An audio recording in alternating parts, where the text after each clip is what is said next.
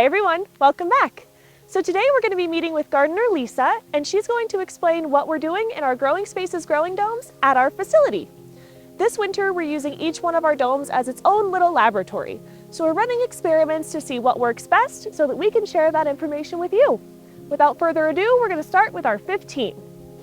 Hi everyone, welcome to our 15-foot grow dome. This is our smallest grow dome, so it has the least thermal mass. We're doing some experiments in here to keep it warm. We're not heating this dome with any supplemental heat, so we're utilizing row covers. These ones have already been removed and you can see everything is happy. We've had 30 degree temperatures inside this dome, so it's hanging tough and we're making salads.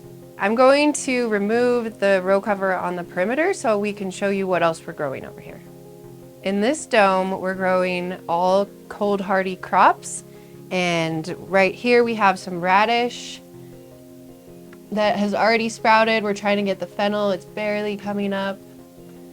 We got carrots, some celery, we have parsnips coming, our onions, our beets are actually sprouting. The row covers help tremendously, keeping about 10 degrees warmer, and with it lowered to the soil, it's definitely helping us with sprouting in here. We've got kales that we're harvesting as well, and some little onions we're gonna put in, peas, Swiss chard, red chard, and we have lettuce. And with our row covers, these are super easy. We put them on again at the night, and you can also leave them on during the day. If it's cold and cloudy, it certainly helps. Not so fast. Before we see what Lisa's doing in the 18-foot growing dome, I need you to hit that subscribe button. It's a free way that you could help us out so that we can keep making these videos for you. In the 18 dome, I am planting some softneck garlic, and we did harvest this earlier in the season. Super easy, just break off these little individual bulbs and we're gonna plant them in the dirt. What we're growing, over here we have some celery that's doing real nice. These are fun to cut off for soups and flavorings, nice big healthy stalks. We have cabbage, which is doing really well in all of our domes, and turnips, which we started about a month ago, and with no heat, it's pretty awesome. These are really doing well. We have thyme. Different kinds of herbs are really important to have for seasonings when we don't have our tomatoes and different flavors to excite us. It's nice to have fresh herbs, celery and thyme. And then we've got kohlrabi. Little babies here are kale.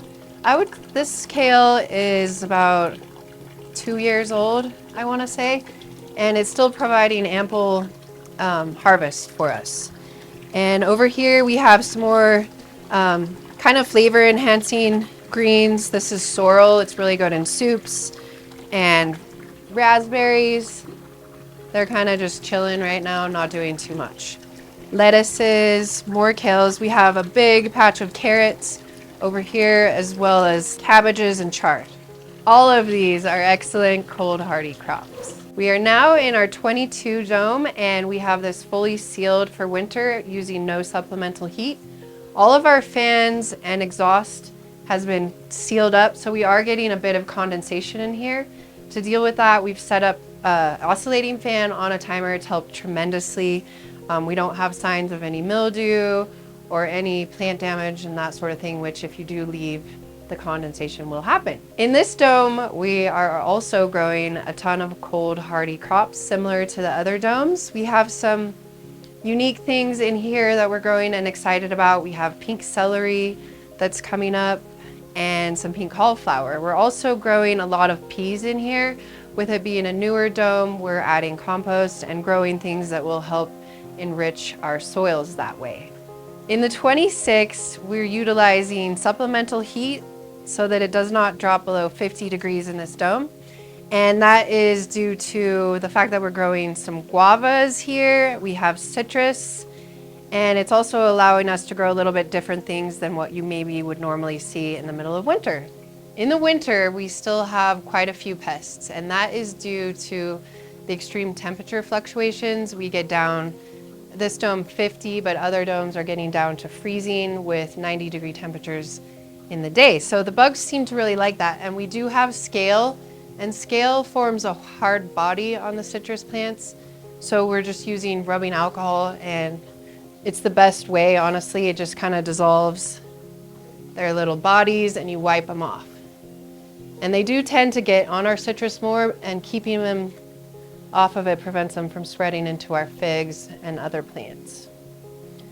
As far as aphids go, they're doing the same thing, exploding, and we're just rotating like we did in the summer, some different natural products that we find effective for those and keeping an eye on them. If you're wondering which products to use, it's best to contact your local nursery in your area. So before we go look at the 42, which is the last dome that we have on site currently, I did just want to briefly mention that this dome, our 26, has been growing fresh produce for us 365 days a year for over 10 years now. Therefore, our soil needs a little bit of extra help. We have noticed that it's become a little bit compacted over the years, and so we have recently purchased this new little auger that goes onto a drill, and this makes it a lot easier to break up the soil in case you either can't get in there with a shovel and break it up, or you just want to make it a little easier on yourself. Just beware that it might get a little bit messy, and you do want to keep in mind of where your undersoil corrugated pipe is. So this is our 42-foot growing dome. This dome is being used by the Archuleta Senior Center to help supplement some of the food for our community. And they are adding heat into this dome, so some of the plants are a little bit farther along than the ones that you've seen in our other greenhouses. They are using a companion planting method here. So they have fennel mixed in with some Swiss chard, which helps to keep the bugs away from the chard itself because the fennel is very fragrant. They also have lots of hardy greens, like we have kales, we have more rainbow chard, we have lots of different lettuces in here. And they are using a method called succession planting. So you'll notice some of the lettuces are pretty far along, and we also have trays of seeds that have been started near our pond where the temperatures are the most consistent. And those little seedlings will be transplanted into the beds, and that way we have continual greens throughout the winter. You can also see that they are harvesting sustainably. So on this chard plant, you can see that they've harvested some of the outer leaves already, allowing those center leaves to continue to grow, again, so they have fresh greens all winter long. Special thank you to Lisa for showing us around today. We are looking forward to our spring season, as we will hopefully have a brand new 33 on site that we will get to plant and show you how the other domes are progressing and things are changing throughout the seasons. So make sure that you subscribe and turn on the notification bell so that you don't miss out on our gardening updates.